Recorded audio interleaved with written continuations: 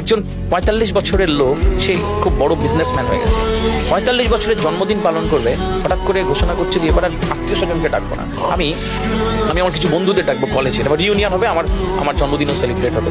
ব্যাস, যেই ভাবা সেই কাজ, সবাইকে বন্ধুকে ফোন করতে লাগলো, শোন না অমুক দিন আমার জন্মদিন, আসিস, ইনভিটেশন। সবাই খুব খুশি, বলছে আসবো। ফোন করতে করতে এমন একজন মানুষের কাছে ফোন গেল, তার বন্ধু, যে সবচেয়ে গরিব মানুষ, ব্যবসায় লস খেয়েছে, চাকরি পায়নি এবং একদম দৈন্য দশা, মানে আর দাঁড়ানোর মানে জায়গা নেই, এরকম একটা বন্ধুর কাছে যখন ফোন করো, ও বলছে শোন না আমাকে ছেড়ে দে, আমার এমনি অবস্থা খারাপ, যায় না, সব তো বন্ধুরা, ভালো লাগবে তো। তো বন্ধু বললো, অনেক রিকোয়েস্ট করেছে, ঠিক আছে আসবো। তো যাক, জন্মদিনের দিন পার্টি সেজে উঠেছে, বিভিন্ন স্টল, মিউজিক চলছে, দমাদম মিউজিক, দারুণ আয়োজন, সব স্যুট কোট ব্লেজার পরে দারুণ সব স্টাইলিশ লোকজন ঘুরে বেড়াচ্ছে। লোকটা বাড়ির তো আলমারি নেই, একটা আলনা থেকে একটা সুন্দর জামাটাই বের করেছে, কিন্তু বোঝা যাচ্ছে যে একটা মলিন জামা, মানে ওটা পরেও ভালো মানুষের বাড়ি যাওয়া যায় না। ওটা পরে যখন জন্মদিনের পার্টিতে ঢুকেছে, সবাই দেখছে এটা কি। বন্ধু আলাপ করে দিচ্ছ না, মনে নেই আমাদের ওই সবাই হ্যান্ডশেক করে, কিন্তু দূরত্ব একটু আছে আর কি, যেহেতু একটা বিরাট গ্যাপ আর কি। তো এরকম করতে করতে 9টা বাজলো, তখন আর কি মানে কেক কাটার সময় ঘোষণা হচ্ছে যে এবার কেক কাটবো, তোমরা আমার সামনে জড়ো হও।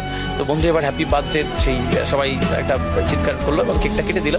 এবং কেকটা এবার সবাই একটু খাওয়ানোর সময় যখন 3 নম্বর বন্ধুকে খাওয়াচ্ছে, তখন ও দেখতে পেল তার হাতের এই আঙুলে যে সোনার আংটিটা ছিল, আংটিটা নেই। যখন দেখলো আংটিটা নেই, তারা আমার আংটি কোথায় গেল, আংটি কোথায় গেল। পুরো জন্মদিনের পার্টিতে একটা বিষণ্ণতা ছিল, সেই কিছু উৎসাহী বন্ধু থাকে না, বলছে আরে তোর আংটি দাঁড়া দাঁড়া, এখান থেকে কেউ বাইরে যায়নি, আমরা আংটি খুঁজে বার করবো, তারা খুঁজে বার করবো, সব বন্ধুকে চেক করবো। তো টিনের বন্ধুরা বলছে শোন না, একটাই তো সোনার আংটি, ছেড়ে দে। আর আমাদের বন্ধুরা বলছে না, এখানেই কেউ নিয়েছে, কেউ তো বাইরে যায়নি, তাহলে আংটি পাবো, সবার পকেট চেক করবো। সবার কাছে যাচ্ছে আর পকেট চেক করছে।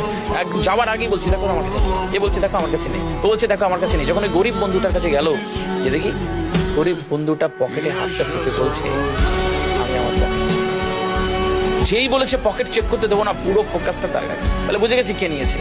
ঠক জোচ্চোর গরিব মানুষ, ছোট লোক, মানে যা ইচ্ছা তাকে বলেছে। এবং বন্ধুটা ডেকে বলছে ছেড়ে দেখ, একটা আংটি তো বাদ দে, যা ইচ্ছা তাই বলে যে যার মতন খেয়ে চলে গেছে।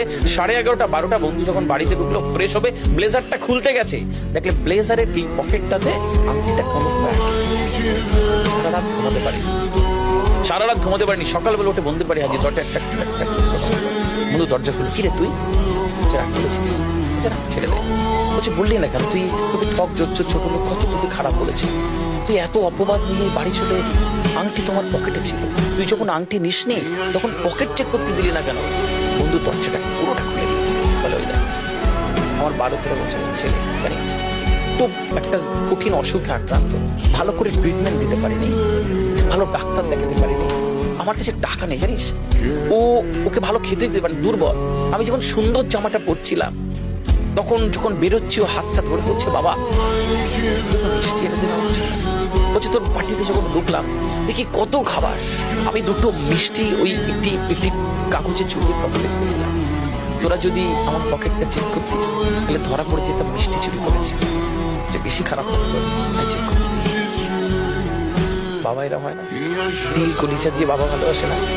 ওই বাবা যদি বলে পৃথিবীতে পুরো পৃথিবী একদিকে আর সন্তান একদিকে, তুমি কোনটা নেবে? পৃথিবীর সব বাবা বলবে, বেশিরভাগ বাবা বলবে যে পুরো পৃথিবী চাই, সন্তান চাই।